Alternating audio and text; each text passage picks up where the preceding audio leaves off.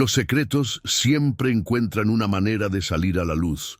Durante 28 años guardé silencio sobre lo que presencié aquella noche en el monasterio, pero el peso de la verdad se volvió demasiado grande para soportarlo solo. Crecí en el pequeño pueblo de Santa María de los Pinos, un lugar rodeado de montañas donde el tiempo parecía haberse detenido.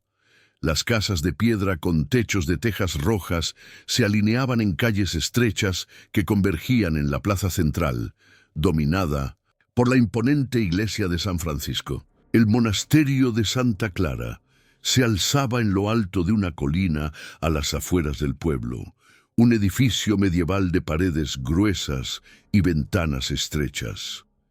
Mi padre era el médico del pueblo, respetado por todos y frecuentemente llamado al monasterio para atender a las hermanas. Desde niño me fascinaba aquel lugar misterioso y a menudo acompañaba a mi padre en sus visitas.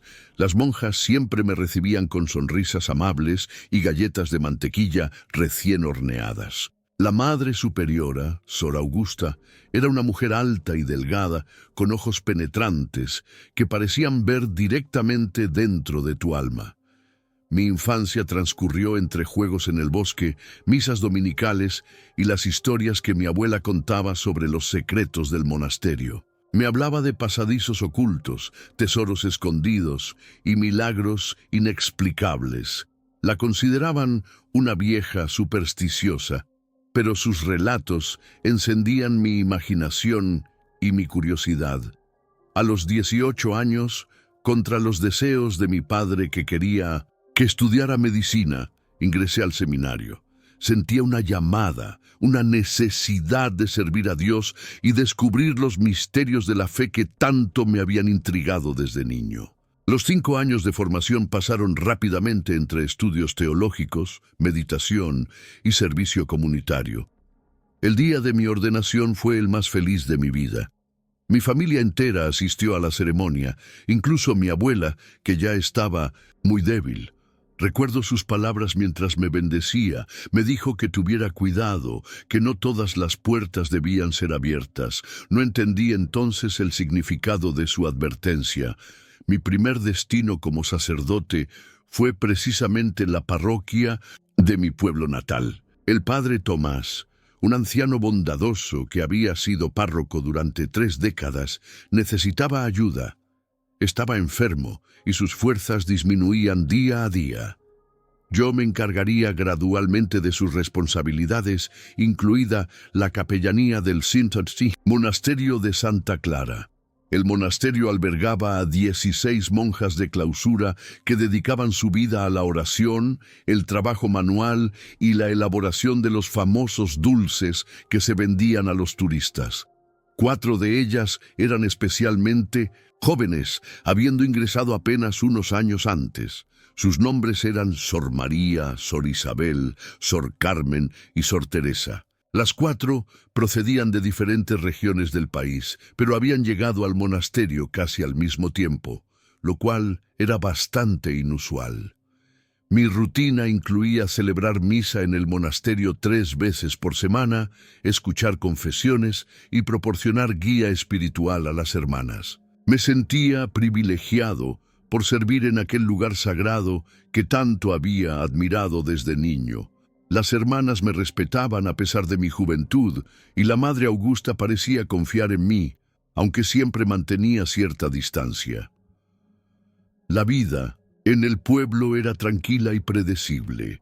Los días se sucedían con la regularidad de las campanas del monasterio que marcaban las horas de oración. Conocía a todos los habitantes, sus problemas, sus alegrías y sus secretos confesados. Me sentía útil y en paz. Todo cambió aquel verano de 1980. El calor era intenso y el cielo permanecía despejado durante semanas. Los campos se secaban y los agricultores comenzaron a preocuparse por sus cosechas.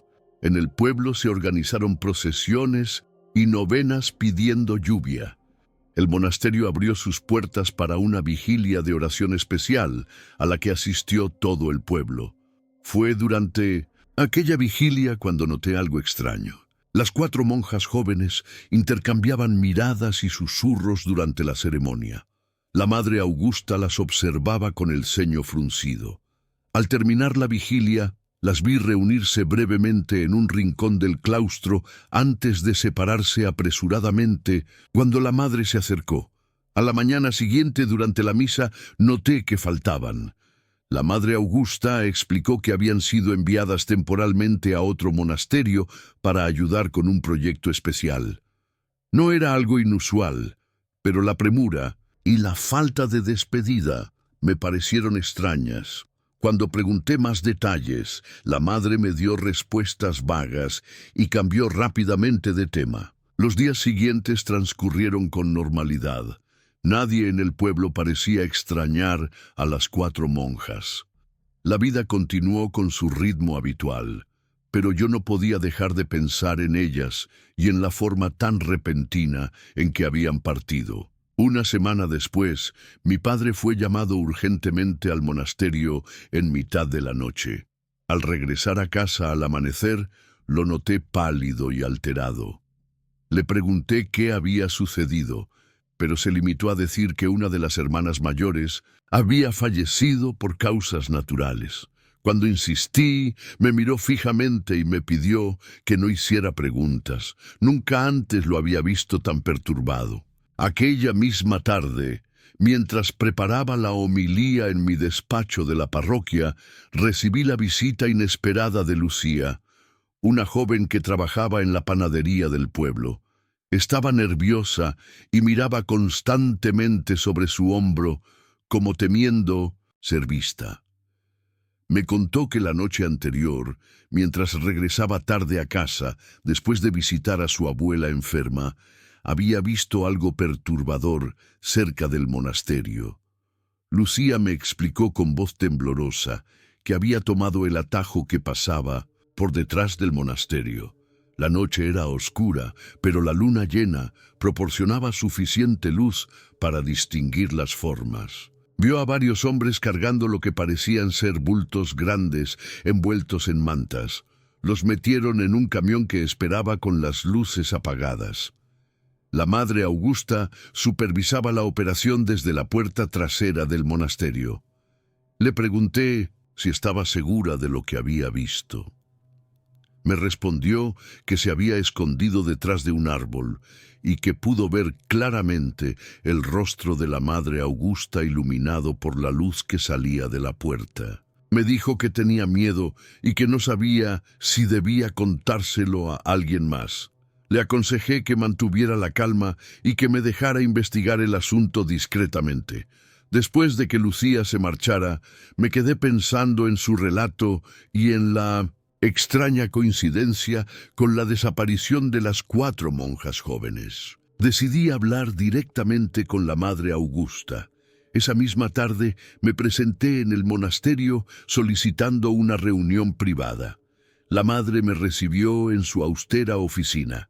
Una cruz de madera presidía la pared detrás de su escritorio y un retrato del Papa colgaba a un lado. Le comenté casualmente sobre las 4 hermanas y cuándo regresarían.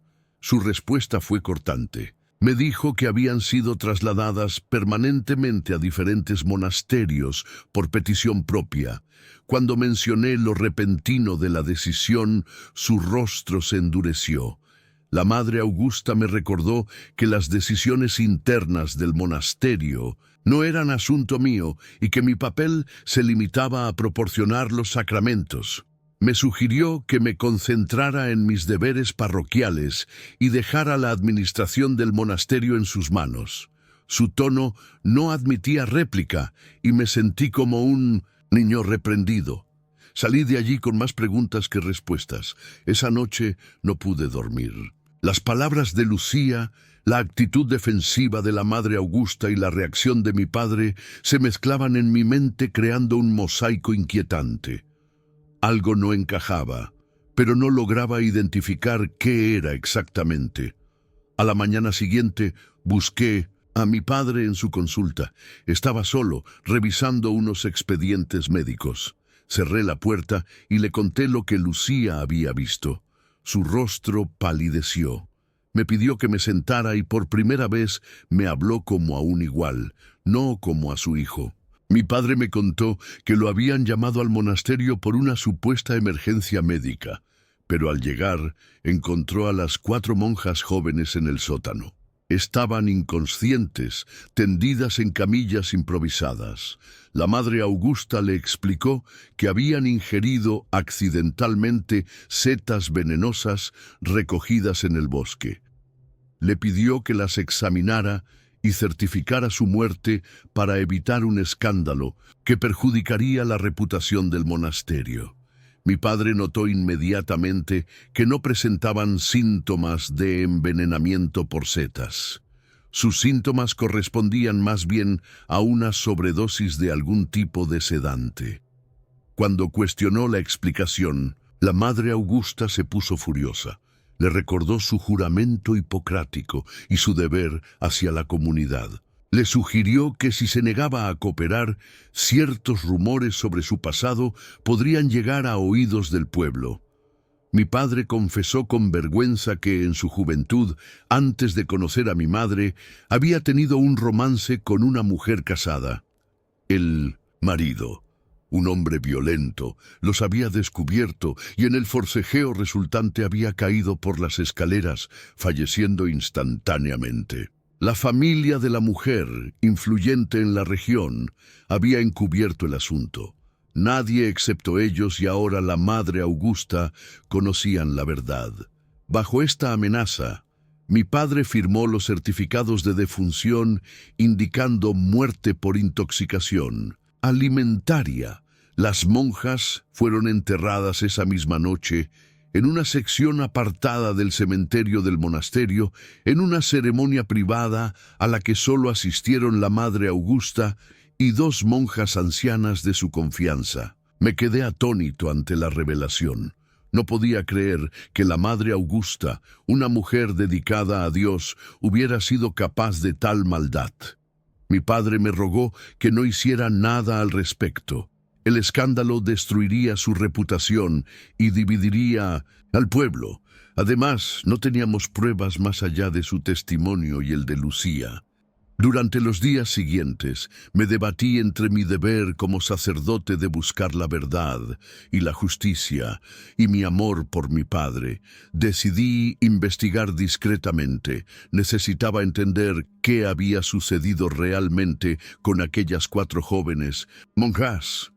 Comencé revisando los registros parroquiales y del monasterio. Descubrí que las 4 habían ingresado en el monasterio en circunstancias similares. Todas provenían de familias problemáticas y habían llegado buscando refugio. Sor María había huido de un padre alcohólico que abusaba de ella.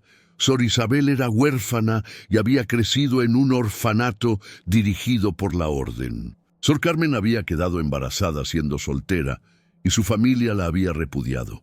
Sor Teresa era hija ilegítima de un político importante que había pagado para mantenerla lejos del ojo público. Visité discretamente los monasterios a los que supuestamente habían sido trasladadas.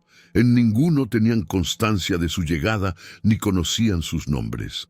La mentira de la madre Augusta se hacía cada vez más evidente. Una noche, mientras cenaba con el alcalde y su esposa, mencioné casualmente a las 4 monjas. El alcalde comentó que era extraño que hubieran decidido marcharse justo cuando estaba a punto de firmarse el acuerdo para la construcción de la nueva carretera que pasaría por terrenos del monasterio. Me explicó que la madre Augusta había negociado personalmente la venta de una parte importante de las tierras del monasterio por una suma considerable. Aquel dato encendió una nueva luz en mi investigación.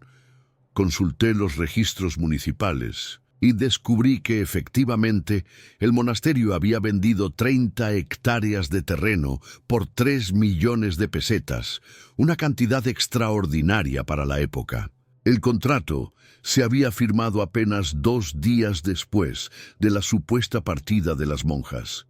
Recordé entonces que Sor Carmen, la más extrovertida de las 4, me había comentado en una ocasión que la Madre Augusta administraba el monasterio como si fuera su propiedad personal. Me había hablado de inversiones cuestionables y de fondos desviados a cuentas desconocidas.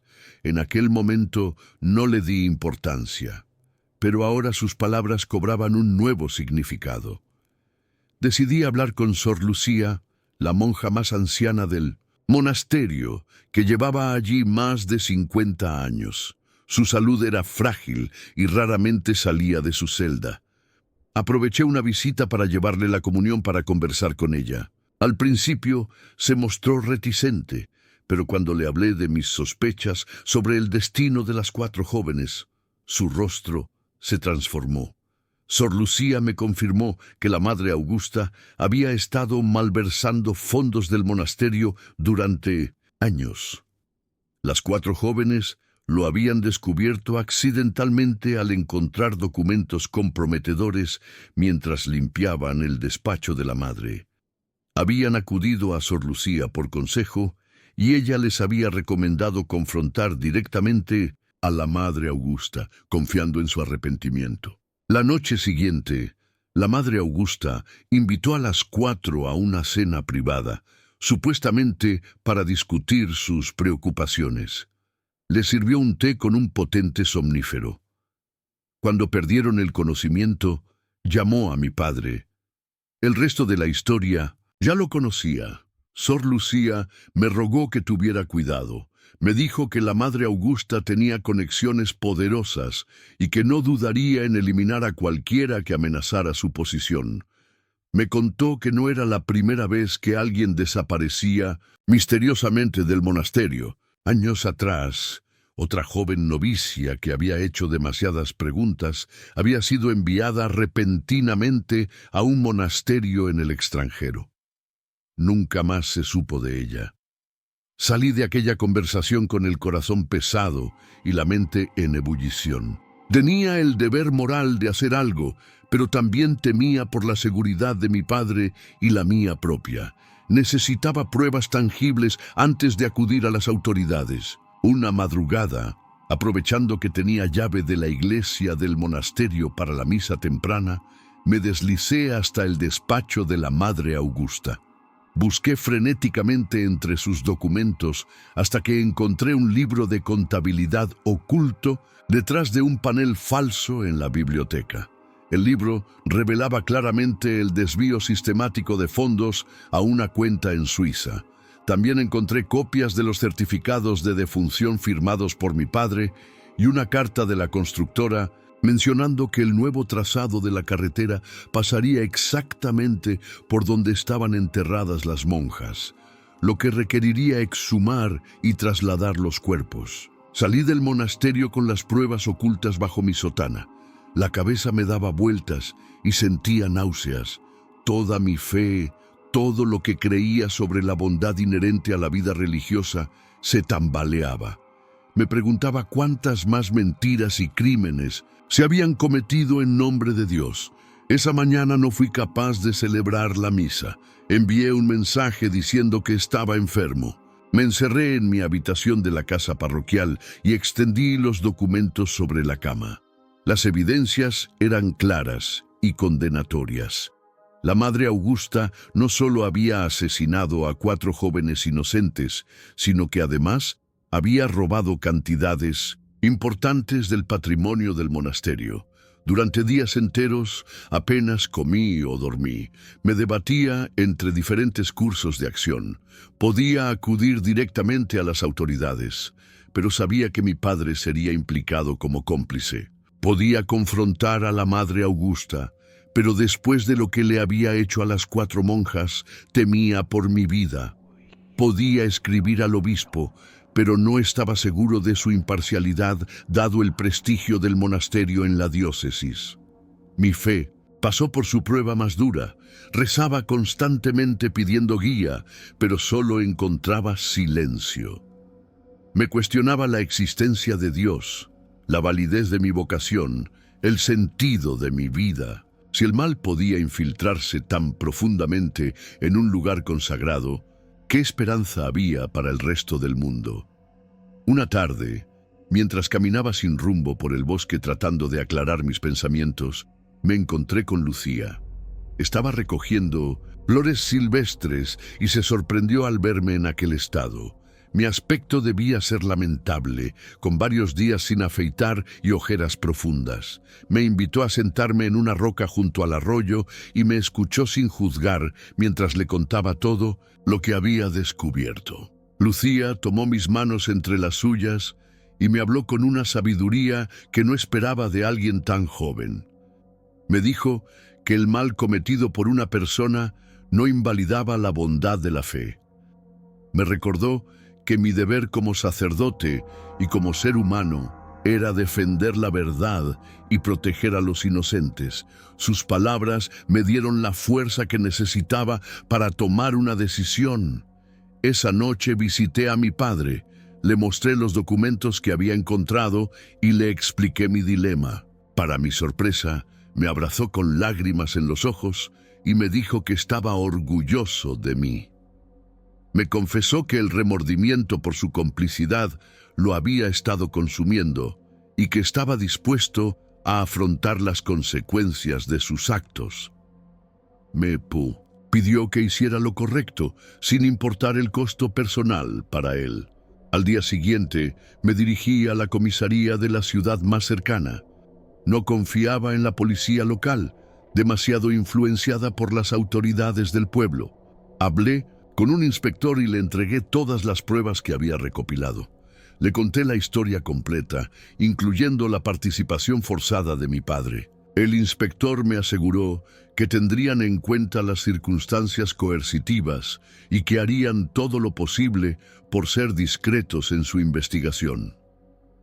Regresé al pueblo con una mezcla de alivio y temor. Había puesto en marcha un proceso que cambiaría para siempre la vida de muchas personas, incluida la mía.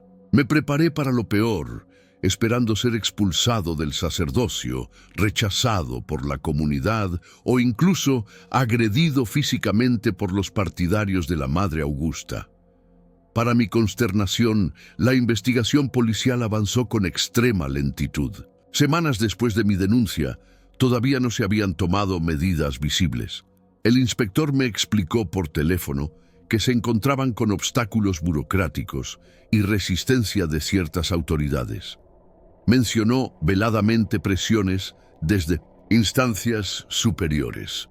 Mientras tanto, notaba cambios sutiles en el comportamiento de la Madre Augusta. Se mostraba inusualmente amable conmigo. Me invitaba con frecuencia a comer en el monasterio y me hacía regalos costosos que yo rechazaba educadamente. Sus ojos, sin embargo, reflejaban un cálculo frío que me helaba la sangre. Una mañana, encontré una nota anónima deslizada bajo la puerta de mi habitación. Decía simplemente: «Sabemos lo que has hecho. Piensa en tu padre». Comprendí que la Madre Augusta había sido alertada sobre la investigación y estaba contraatacando con amenazas. Aquella misma tarde, mi padre sufrió un aparatoso accidente de coche mientras regresaba de visitar a un paciente en una aldea cercana. Los frenos de su vehículo fallaron en una curva pronunciada y se precipitó por un barranco. Sobrevivió, pero con heridas graves que requirieron su hospitalización inmediata. En el hospital, mientras velaba junto a su cama, mi padre me susurró que no había sido un accidente. Me dijo que había notado a alguien manipulando su coche el día anterior, pero no le había dado importancia. Me hizo prometer que no me rendiría, que seguiría luchando por la verdad y la justicia para aquellas 4 jóvenes inocentes. Aquello fue la gota que colmó el vaso. La rabia sustituyó al miedo y a la duda. Comprendí que la Madre Augusta no se detendría ante nada para proteger sus secretos y que las autoridades no actuarían con la rapidez necesaria. Tendría que tomar el asunto en mis propias manos. La primera fase de mi plan consistió en reunir más pruebas. Necesitaba un caso tan sólido que ni siquiera las influencias de la Madre Augusta pudieran desbaratarlo. Además, quería asegurarme de que si algo me ocurría, la verdad saldría a la luz de todos modos. Contacté con Sor Lucía nuevamente y le pedí que me ayudara a identificar a otras posibles víctimas o testigos de las actividades de la Madre Augusta. Me proporcionó varios nombres de monjas que habían abandonado el monasterio en circunstancias extrañas durante los últimos años. Dediqué semanas a rastrearlas una por una. Algunas habían fallecido, otras se negaron a hablar por miedo, pero 3 accedieron a contarme sus experiencias. Sus testimonios confirmaron el patrón de abuso de poder, malversación y amenazas. Una de ellas incluso había presenciado cómo la Madre Augusta administraba sedantes a una novicia problemática, aunque en aquel caso no había llegado al extremo del asesinato. Mientras mi padre se recuperaba lentamente en el hospital, yo dividía mi tiempo entre mis obligaciones parroquiales, mis visitas a los testigos y la recopilación de pruebas documentales. Descubrí que la Madre Augusta había falsificado la firma del anterior obispo en varios documentos que autorizaban ventas de propiedades del monasterio. Conseguí acceso a movimientos bancarios que demostraban transferencias irregulares a cuentas en paraísos fiscales. Encontré contratos firmados con empresas fantasma que supuestamente realizaban obras de restauración en el monasterio que nunca llegaron a ejecutarse. Organicé toda la información cronológicamente y preparé copias que envié a diferentes personas de confianza con instrucciones de hacerlas públicas si algo me sucedía. Una copia fue para el inspector que llevaba el caso, otra para un periodista de un diario nacional con quien había establecido contacto y otra para un abogado amigo de la familia. El segundo paso era asegurarme de que los cuerpos de las 4 monjas fueran exhumados y examinados adecuadamente. Sabía que las obras de la carretera comenzarían pronto y que la Madre Augusta planeaba trasladar discretamente los restos para evitar una investigación. Con la ayuda de Lucía, que ahora se había convertido en mi aliada más cercana, conseguí un mapa detallado de los terrenos del monasterio con la ubicación exacta de las tumbas. También obtuve una muestra de la sustancia que la Madre Augusta había utilizado para sedar a las monjas. Lucía la encontró escondida en un compartimento secreto del armario de la Madre Superiora. El tercer elemento de mi plan implicaba ganarse la confianza de la Madre Augusta. Aparentemente desistí de mis investigaciones y me mostré arrepentido por haber dudado de ella. Le expliqué que había estado pasando por una crisis de fe y que las preocupaciones por la salud de mi padre me habían llevado a comportarme de manera irracional. Le pedí su guía espiritual y su perdón. La Madre Augusta, aunque inicialmente escéptica, pareció aceptar mi explicación. Me invitó nuevamente a participar en la vida del monasterio y me concedió acceso a áreas normalmente restringidas para los visitantes. Me habló de sus planes para modernizar ciertas instalaciones y me pidió consejo sobre asuntos administrativos. Yo interpretaba mi papel a la perfección, mostrándome servicial y respetuoso mientras observaba y memorizaba cada detalle que pudiera serme útil. Durante este tiempo, mantuve comunicación constante con el inspector a cargo del caso. Le proporcionaba cada nueva prueba que encontraba y le presionaba para que actuara. Él me aseguraba que estaban construyendo un caso sólido, pero que necesitaban proceder con cautela debido a las conexiones de la Madre Augusta. Una tarde, mientras revisaba la correspondencia de la parroquia, encontré una carta del obispado anunciando una visita del propio obispo al monasterio. La visita coincidiría con el inicio de las obras de la carretera y con la ceremonia de traslado de los restos del antiguo cementerio. Era la oportunidad perfecta para mi plan. Los días previos a la visita del obispo los dediqué a ultimar los detalles. Confirmé que todos mis testigos estuvieran preparados para declarar. Me aseguré de que las copias de las pruebas estuvieran en manos seguras. Preparé un informe detallado para el obispo, describiendo todos los crímenes de la Madre Augusta, con pruebas documentales adjuntas. La noche anterior a la visita apenas pude dormir.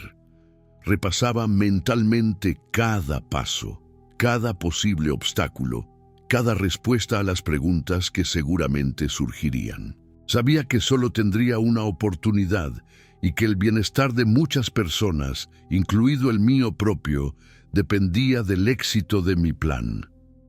A la mañana siguiente me levanté antes del amanecer. Me vestí con mi sotana más formal y coloqué el informe para el obispo en un sobre sellado. Me dirigí al monasterio para la misa temprana, preparándome mentalmente para enfrentar lo que sería, sin duda, el día más difícil de mi vida. El monasterio bullía de actividad desde primera hora. Las monjas limpiaban y decoraban frenéticamente, preparándose para la visita del obispo. La Madre Augusta supervisaba cada detalle, más tensa de lo habitual. Me recibió con una sonrisa que no llegaba a sus ojos y me informó que oficiaría una misa especial para dar la bienvenida al obispo. Celebré la misa matutina como de costumbre, consciente de que cada palabra, cada gesto, podría ser el último como sacerdote de aquella parroquia. Al terminar, ayudé con los preparativos finales para la recepción del obispo, manteniendo una fachada de calma que contrastaba con mi agitación interior. El obispo, Monseñor Fernández, llegó puntualmente a las 11 de la mañana. Era un hombre corpulento con una voz potente y modales aristocráticos. La Madre Augusta lo recibió con grandes muestras de respeto y lo condujo a través del monasterio en un recorrido cuidadosamente orquestado. Me mantuve en un discreto segundo plano, esperando el momento oportuno para actuar. La primera parte del día transcurrió según lo previsto por la Madre Augusta. El obispo admiró las recientes restauraciones, probó los dulces elaborados por las monjas y escuchó complacido los planes futuros para el monasterio. Después del almuerzo formal en el refectorio, la Madre Augusta anunció que llevaría al obispo a visitar el antiguo cementerio para la ceremonia de bendición previa al traslado de los restos. Era el momento que yo había estado esperando. Mientras el pequeño grupo se dirigía hacia el cementerio, me adelanté discretamente y me coloqué junto a la tumba donde sabía que estaban enterradas las 4 monjas. Cuando llegaron, la Madre Augusta pareció sorprendida por mi presencia, pero mantuvo la compostura.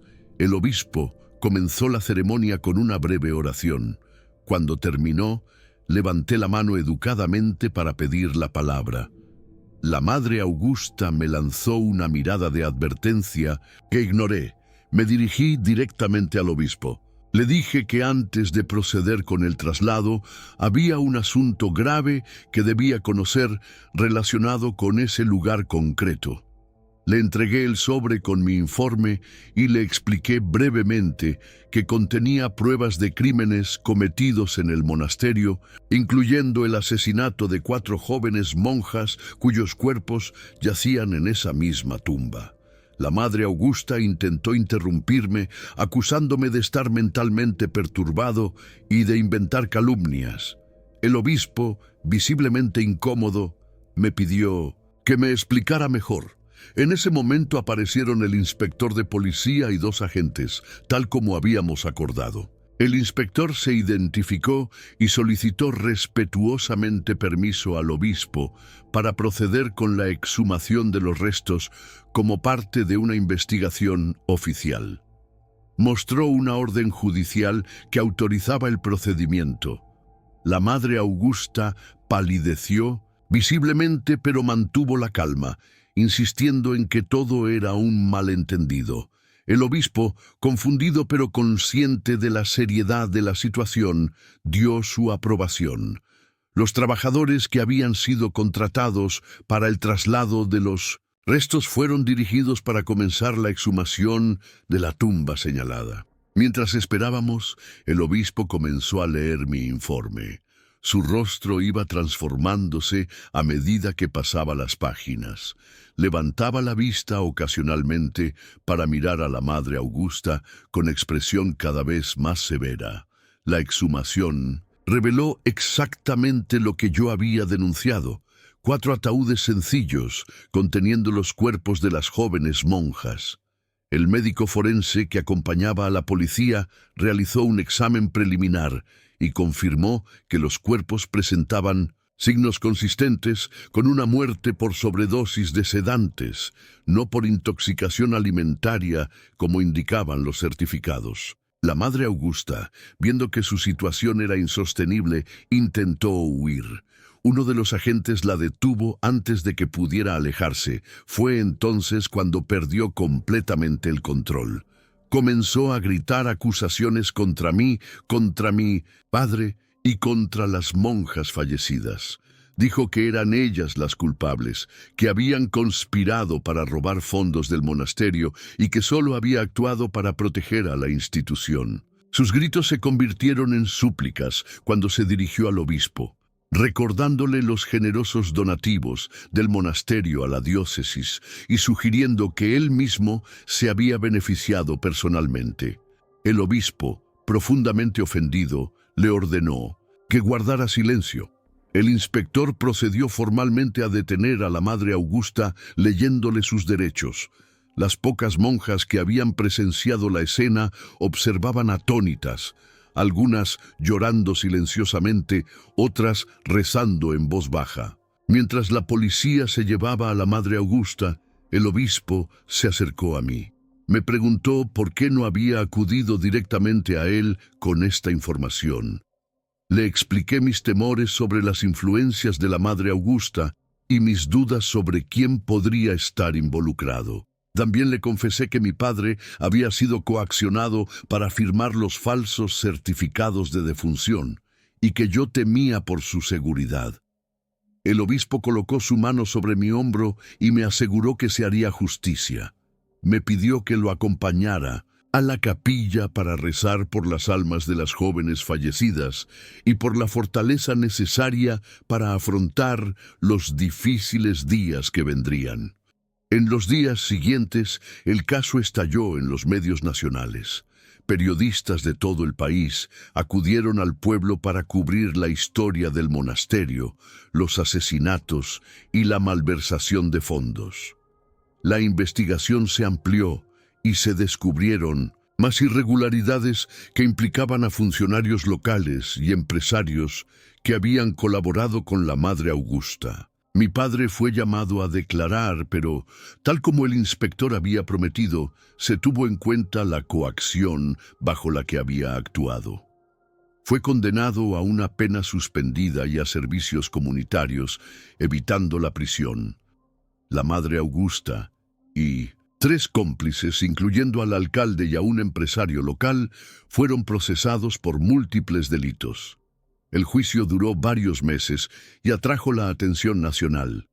Finalmente, la Madre Augusta fue condenada a 30 años de prisión por asesinato, malversación de fondos, falsificación de documentos y obstrucción a la justicia.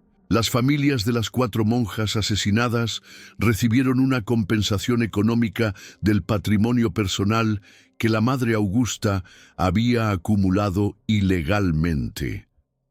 Los cuerpos fueron entregados a sus familias para que pudieran darles un entierro digno según sus deseos. El monasterio fue temporalmente cerrado y posteriormente reabierto bajo la dirección de una nueva Madre Superiora enviada directamente desde Roma.